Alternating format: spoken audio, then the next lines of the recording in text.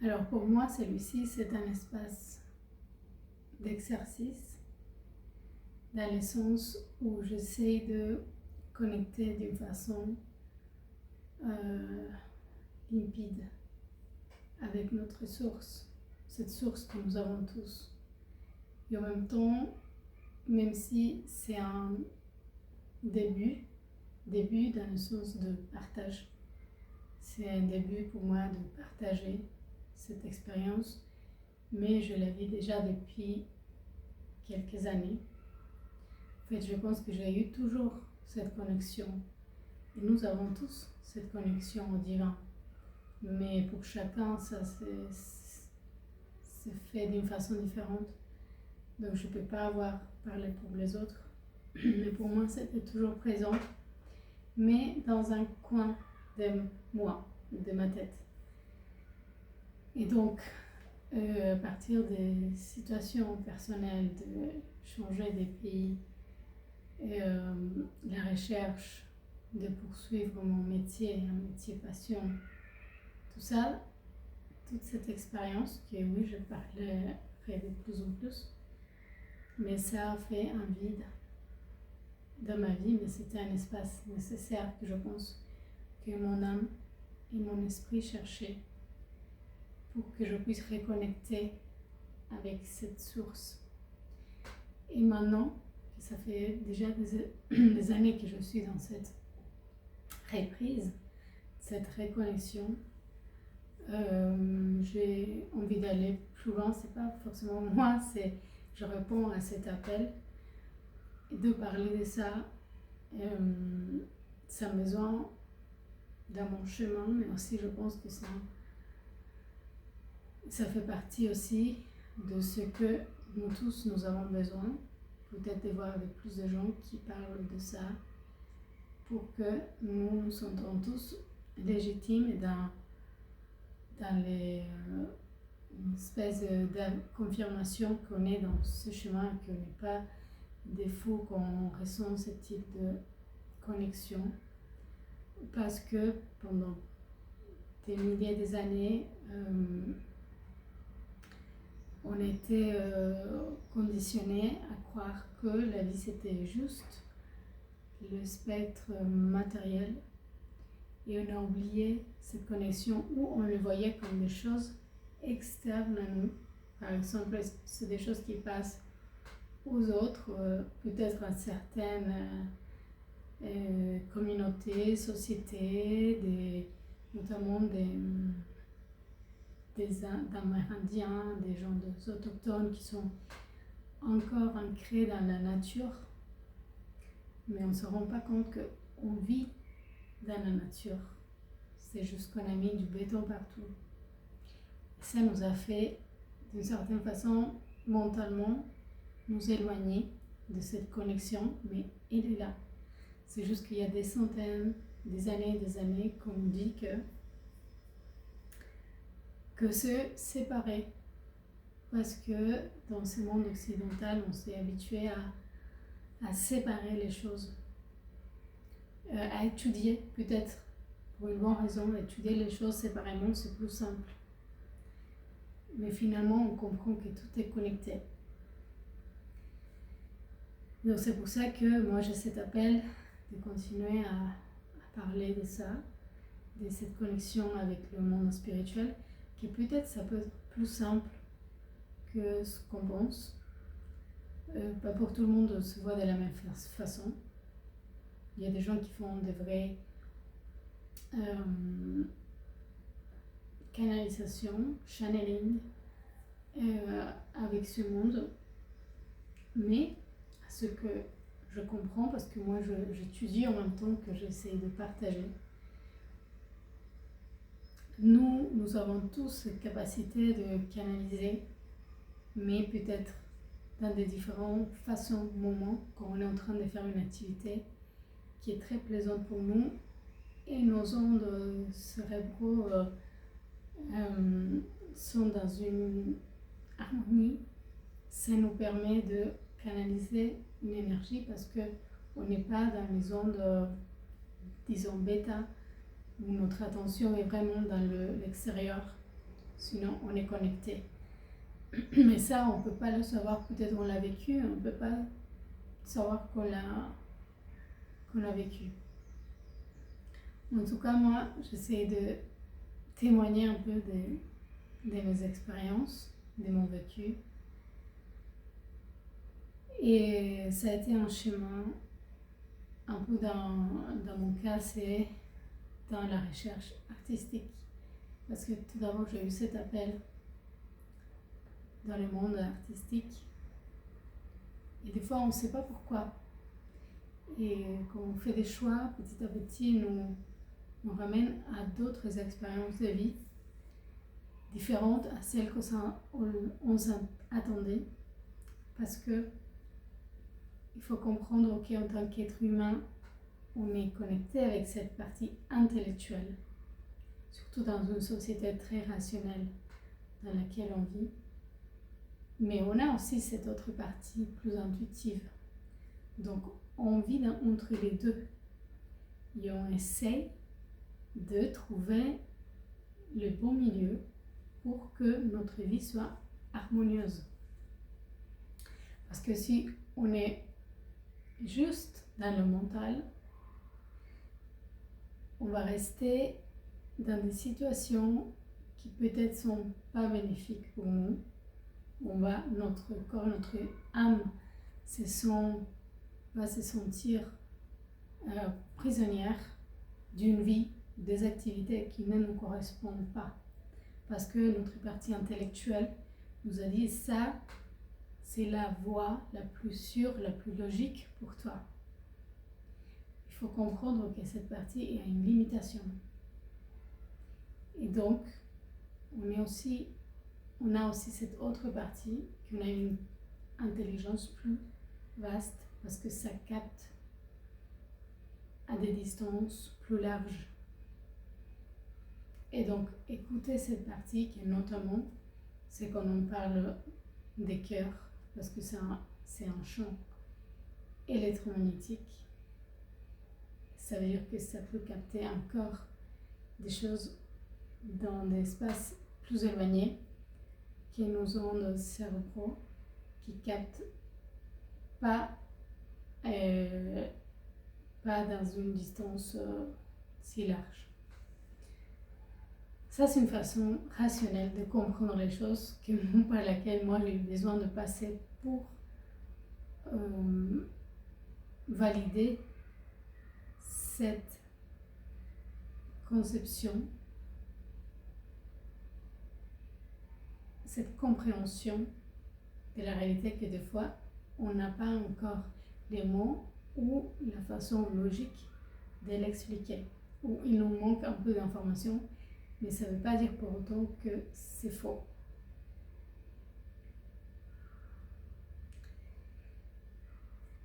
Et donc, pour moi, ça devient de plus en plus cette mission de parler de ça, parce que l'on a besoin dans ce monde.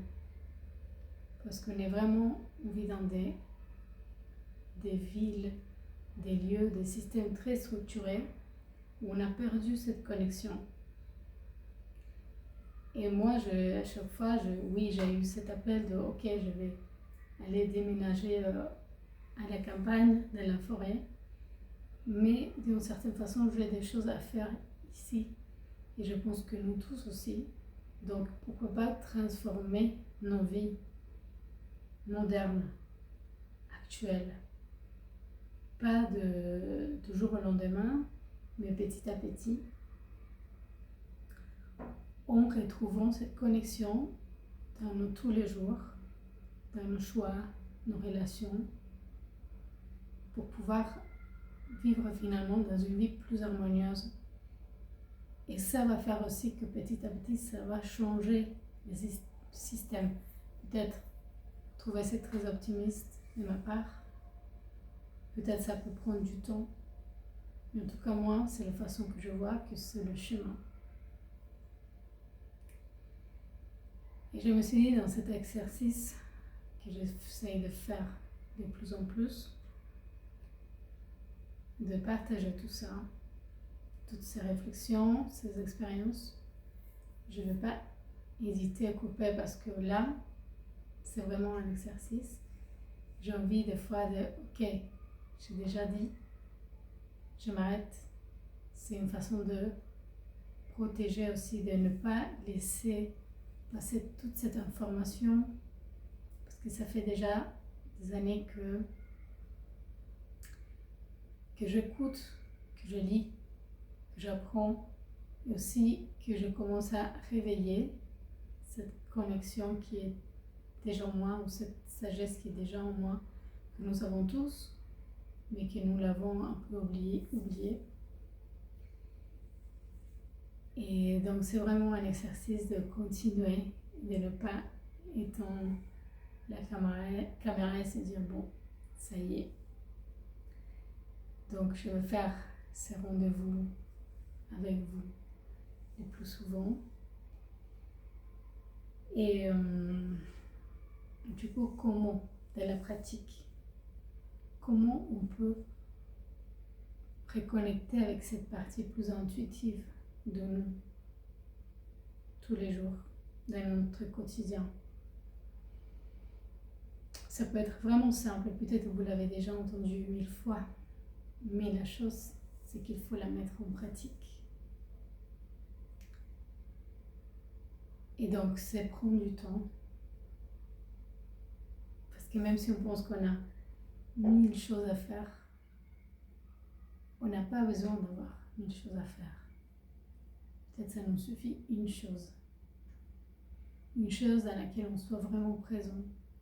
Que finalement, ça va avoir un résultat plus positif pour nous que quand on fait 1000 choses à moitié. Et ça, vous l'avez sûrement témoigné dans vos vies. Donc déjà, le matin, le soir, prends le temps de respirer consciemment, de revenir à votre corps, d'essayer de bouger librement. Ça réveille, ça active. Et oui, je vais parler plus précisément un peu de notre corps énergétique qui est là. C'est une autre façon de comprendre aussi que ce n'est pas seulement cette partie physique, sinon qu'il y a aussi ce monde d'énergie dans nous-mêmes, dans notre corps et dans tout ce qui nous entoure.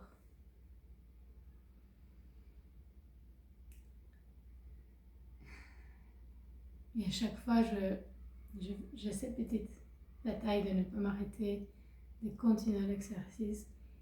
Et c'est pareil pour vous. Quand vous êtes dans la méditation, de vous dire, je prends le temps, même si il faut que je me lève parce que je dois faire une autre chose, je prends le temps de continuer. Je me suis dit, je sais pas, 20 minutes, 15 minutes, je vais rester là et regarder cette intention de vouloir changer, de vouloir aller ailleurs et juste de rester. Et ça, dans toutes les tâches, c'est la façon aussi qu'on peut avancer dans notre activité, dans des choses qui sont importantes pour nous. Si on a envie d'écrire, mais dans 5 minutes, on se dit, ok, il n'y a rien qui vient, je reste, je laisse tomber. Et comme ça, tout ce qu'on fait, finalement, on n'arrive à rien terminer, à ne pas avancer. Parce que chaque fois, on est appelé notre système nerveux et nerveux. Il bouge, il est sollicité. Donc, apprendre à être en calme où il est. Et je pense que c'est la façon la plus saine d'avancer, la plus sûre. Parce que quand on avance et tout est désharmonieux, on essaye de faire beaucoup de choses, en fait, on n'avance pas. Et ça, j'ai beaucoup appris aussi sur ça. Quand j'ai vécu encore dans cette façon de vivre ok, je vais faire tout ce qu'il faut pour avoir un travail, donc envoyer des CV partout, écrire. Mais si moi je ne suis pas dans cet alignement, après les choses que j'ai faites ne sont pas alignées, du coup ça ne marche pas, ça ne fonctionne pas. Pourquoi il y a des personnes qui rapidement trouvent un travail, un appartement, et d'autres qui passent des mois et des mois? C'est quoi cette malchance sur laquelle on parle? C'est une façon d'expliquer quelque chose qu'on ne sait pas expliquer, mais qu'on peut petit à petit comprendre si on observe qu'est-ce qui se passe. On fait les choses à moitié, en croyant que ça ne va pas arriver. Donc là, notre mental n'est pas aligné avec notre état d'être. Et comme résultat, nos actions et les résultats ne sont pas alignés non plus. Donc pour cela, très important, apprendre à aligner nos pensées, nos émotions et comme résultat nos actions.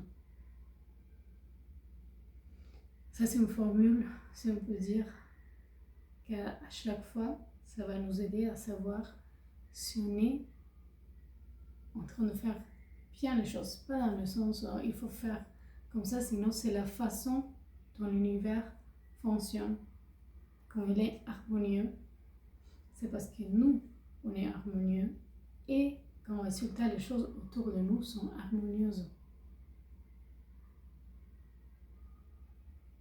Tout ça, c'est un bon exercice. Petit à petit, devenir conscient de nos pensées, nos émotions, nos états d'être. Et pour cela, observer, c'est déjà quelque chose. Parce que c'est une pratique. On n'a pas besoin de le transformer immédiatement. On va le transformer, ça va se transformer une fois on commence à l'observer. Observer notre émotion. Pourquoi ça nous met mal à l'aise? Pourquoi on est fâché, triste? Des fois, on n'a pas besoin de trouver une raison, sinon observer. On va ressentir cette émotion et ensuite, elle va passer. C'est normal, ça fonctionne comme ça. Alors que si on est dans cet état,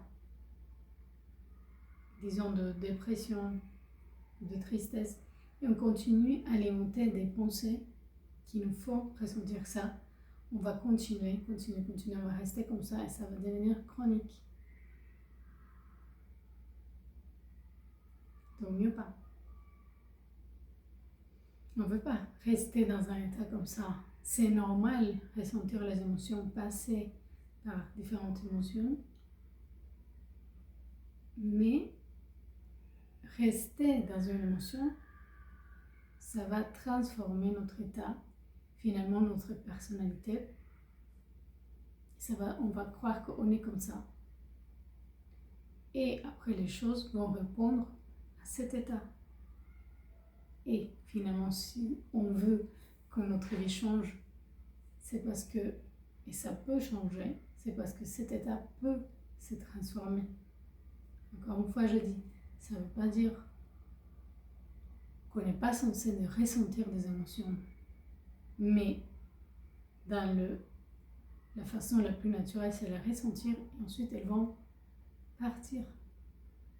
Mais si on s'attache à certaines émotions, c'est parce qu'on continue à les alimenter.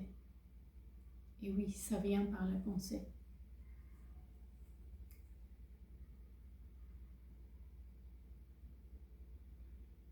Donc c'est une pratique.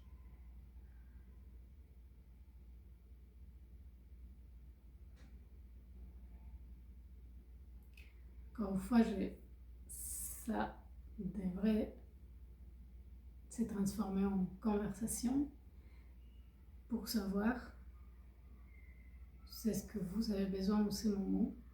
Et si moi, je peux d'une certaine façon répondre. Et sinon, pas juste. S'il y a quelque chose en vous qui se réveille en disant moi aussi j'ai cette connexion, de quelle façon c'est ma façon à moi de l'exprimer dans ma vie. Ça ne veut pas dire forcément que je vais faire la même chose, faire les mêmes types de vidéos, ou non. Dans chacun, ça peut se voir dans vos vies d'une façon différente. Mais moi, je suis en train de découvrir de quelle façon ça va rester dans ma vie, ou si peut-être il y a des phases, en ce moment je fais ça, plus tard ça va être juste pendant que j'écris, pendant que je dessine. De quelle façon on va se voir pas se voir, mais amener cette connexion d'une façon consciente dans ma vie. Parce que finalement c'est ça. Ouais, je fais ça. Je sais pas si on arrive à voir. C'est l'arbre de la vie.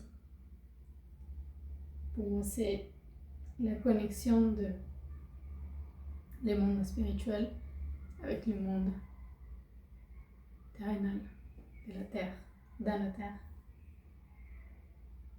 Et nous, on est ça. On a cette connexion parce qu'on est ici et on a cette connexion avec le spirituel. C'est juste qu'on l'a oublié. Parce qu'on ne parle pas de ça, parce qu'on n'est pas habitué, parce que ça commence à redevenir quelque chose de naturel. Au nous, ça a été toujours, mais à un moment de notre histoire, on l'a coupé. Du coup, les gens ont dû se cacher pour parler de ça. Ou le voir d'une façon très séparée, comme dans une religion. Si vous avez votre religion, je n'ai rien contre. C'est juste ma façon de concevoir les choses. Dans une religion, il y a juste certaines personnes qui ont cette connexion. Alors que nous avons tous la connexion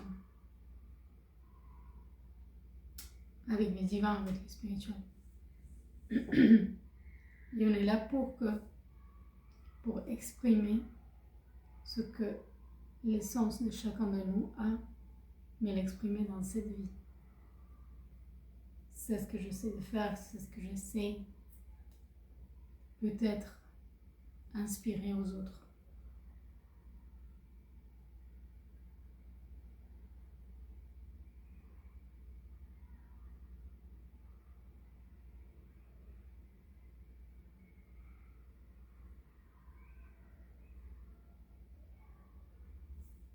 Je reste ici aujourd'hui.